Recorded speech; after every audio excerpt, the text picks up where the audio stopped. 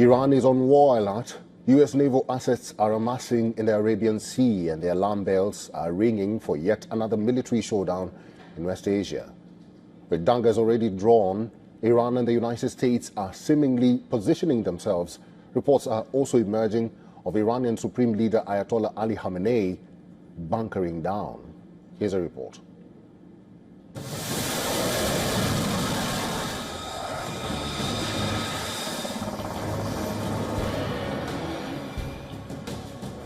West Asian war theater is heating up. Two sworn enemies are once again on the warpath. More U.S. military assets are heading towards the Arabian Sea, positioning themselves at the gates of Persian Gulf with enemy on the radar.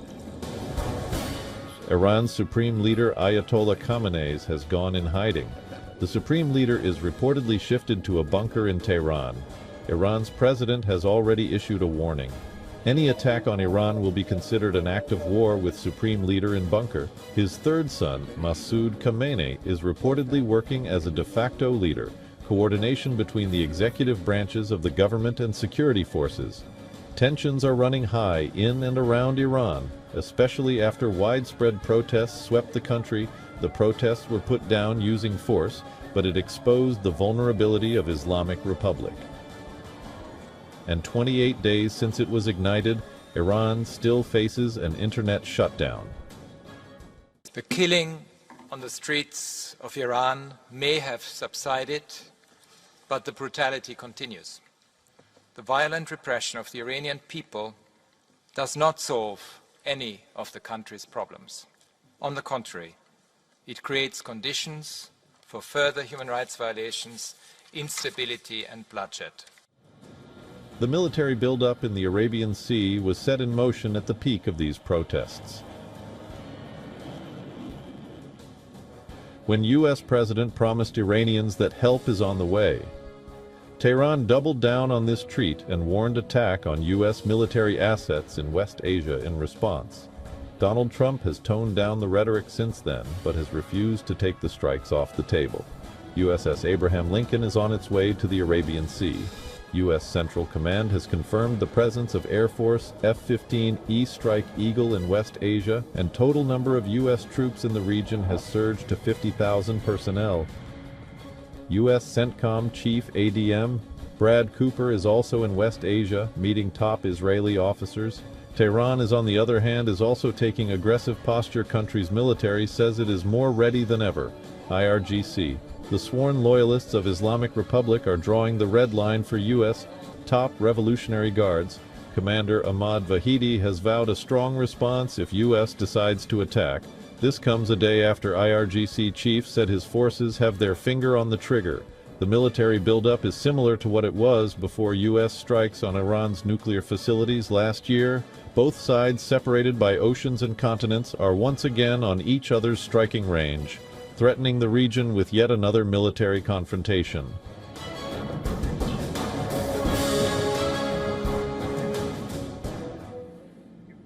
And joining us live from Wicklow, Ireland is Mr. Scott Lucas. He's a professor of international politics at Clinton Institute in University College Dublin. Professor Lucas, thank you very much for your time and welcome to the broadcast. There is some sort of confusion because President Trump was warned by Israel and some other countries not to invade Iran because there will be consequences. Then why is the Supreme Leader in hiding? Well, I think we need to be very cautious about that report that Ayatollah Khamenei is in hiding with his son Masoud taking control of the office. It comes from a single outlet, which is the Saudi-funded channel Iran International, citing two unnamed Iranian officials. Now, Iran International does produce information that we can check, that we can try to corroborate. It also does produce claims, however, to put pressure on the Iranian regime.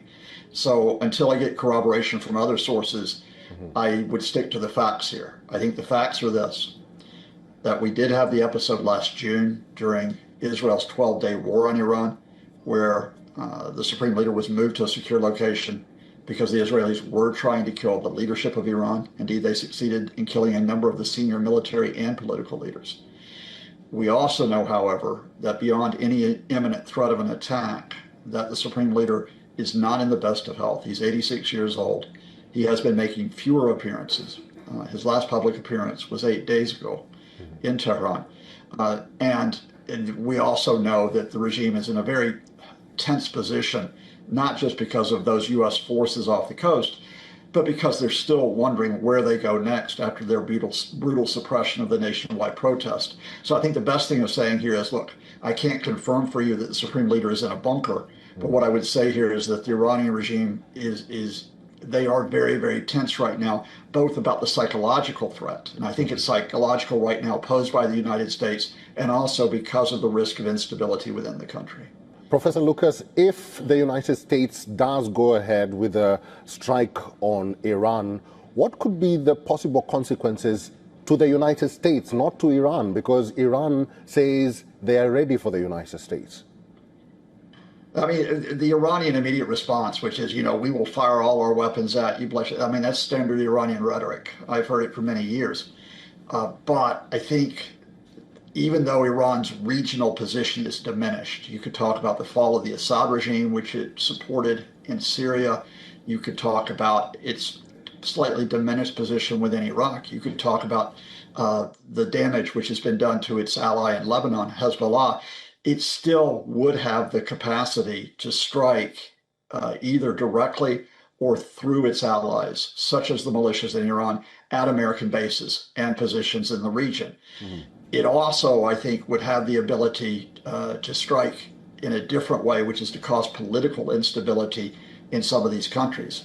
I think the bigger issue here is that if the U.S. was to carry out these strikes inside Iran, that the Iranians who stood against the regime and hoped for change in Iran, their position would not be tenable. They would have absolutely no support, I think, for their protest at that point, because at that point, the regime would call on all Iranians to defend itself against the aggression of the Americans.